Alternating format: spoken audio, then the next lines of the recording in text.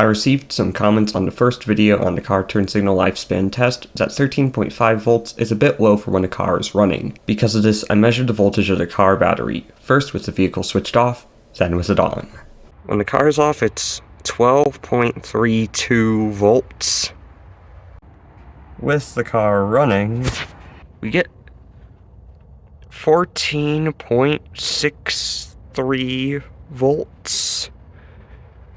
I've now increased the output voltage of the boost converter to around 14.5 volts. I also changed the voltage divider resistor such that the one that was 6800 ohms is now 7800 ohms because of the higher input voltage. The current number of flashes is around 2.2 million. Now it's time to begin the experiment once again with a new voltage.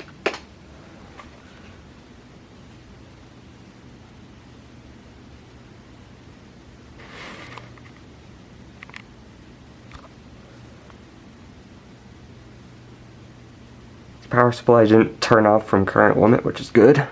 Also, a while ago, I don't remember when, I added some extra capacitors to it. This big 6800 microfarad 25 volt one to the output of the voltage converter, and this smaller 330 microfarad one to the input.